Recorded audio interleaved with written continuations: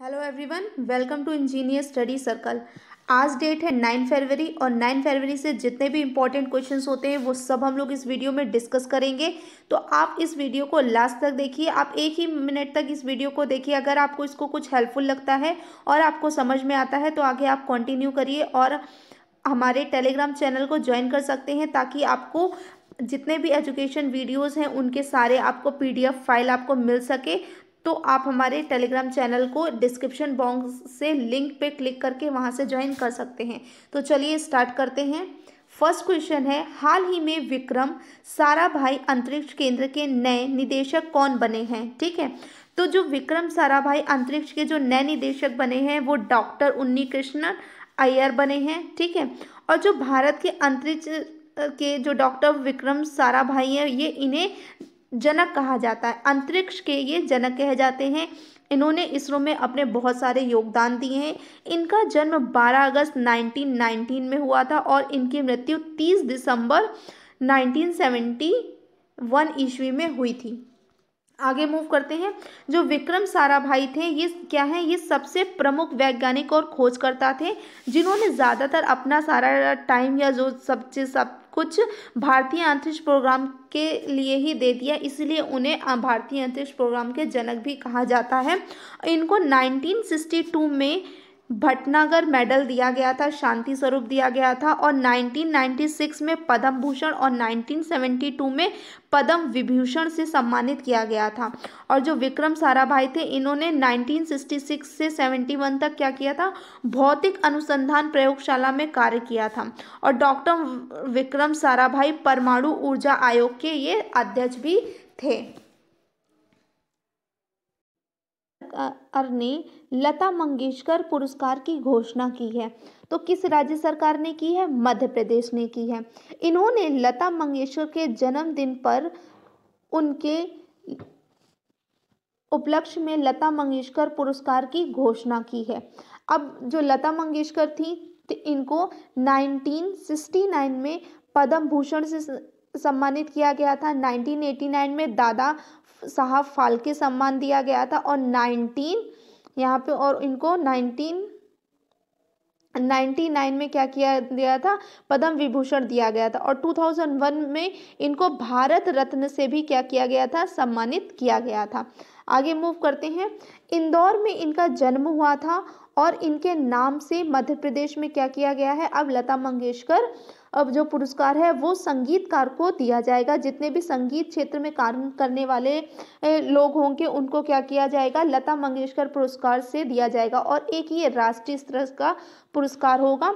मध्य प्रदेश में इंदौर में लता जी के नाम पर क्या होगा? एक संगीत अकादमी बनेगी, संगीत महाविद्यालय बनेगा और संगीत संग्रहालय खोलने की घोषणा भी की गई है। और इंदौर में ही लता मंगेशकर की प्रतिमा भी लगाई गई है। नेक्स्ट मूव करते हैं नेक्स्ट क्वेश्चन की तरफ।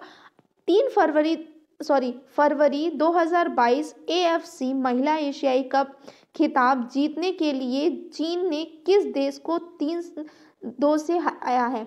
तो किस देश को हराया है? तो दक्षिण कोरिया को। किसको हराया है? दक्षिण कोरिया को हराकर चीन ने क्या किया है? खिताब जीता है, महिला एशियाई कप का जीता है। अब दक्षिण कोरिया को हराया है तो मैप में देख लेते हैं। यहाँ पे साउथ कोरिया किस साइड पे हमारा मैप में हमारा ये वर्ल्ड मैप में क्या है? यहाँ पे साउथ कोरिया है और यहाँ पे क्या है? हमारा इंडिया है और ये हमारा एशिया। हम लोग एशिया कॉन्टिनेंट में रहते हैं और ये हमारा क्या है? यूरोप है। नेक्स्ट आपका कैपिटल क्या है? साउथ कोरिया की है आपका सियोल है। प्रेसिडेंट वहाँ के हैं मून जे इन है और प्राइम मिनिस्टर है वो किम बू क्यूम है। नेक्स्ट मूव करते हैं नेक्स्ट क्वेश्चन नंबर 4 की तरफ। हाल ही में किस देश के तीसरे बॉर्डर हॉट का उद्घाटन कहाँ किया गया है? ठीक है, जो तीसरे बॉर्डर हॉट का उद्घाटन है वो कहाँ पे किया गया है? त्रिपुरा में किया गया है। अब त्रिपुरा में किया गया है तो आप इंडिया के मैप में देखिए त्रिपुरा इस स्थान पे है और त्रिपुरा की कैपिटल क्या है? अगरतला है। अगर वहाँ के सीएम की बात करें तो वो बिप्लब कुमार देव हैं, वो क्या है? चीफ मिनिस्टर हैं अगरतला के, यानी कि आपके त्रिपुरा के। और वहाँ के जो गवर्नर है वो है सत्यदेव नारायण आर्य। मूव करते हैं नेक्स्ट क्वेश्चन नंबर 5 की तरफ। भारत द्वारा हाल ही में किसके बहिष्कार की घोषणा की गई है?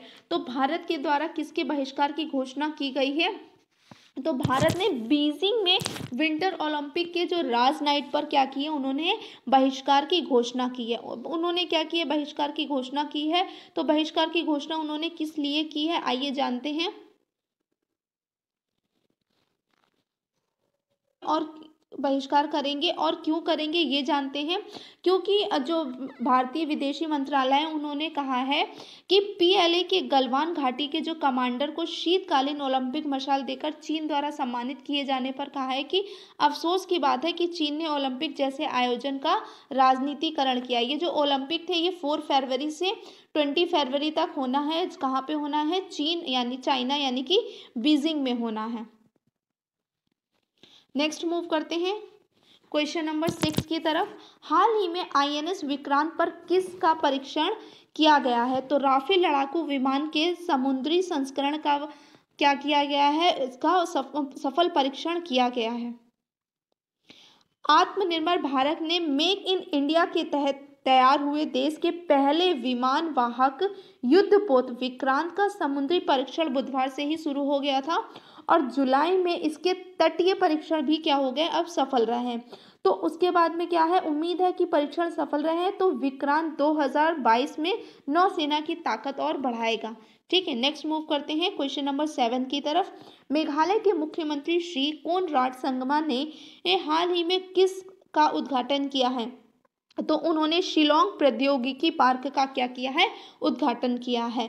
नेक्स्ट क्वेश्चन नंबर 8 है, भारतीय व्यापार यात्रियों के लिए किस देश में वीज़ा मुक्त प्रवेश किया गया है, तो मालदीव में क्या किया गया है, वीज़ा मुक्त प्रवेश हो चुका है कि जो व्यापारी हैं अब वो बिना वीज़ा के क्या कर सकते हैं, मालदीव में प्रवेश कर सकते हैं।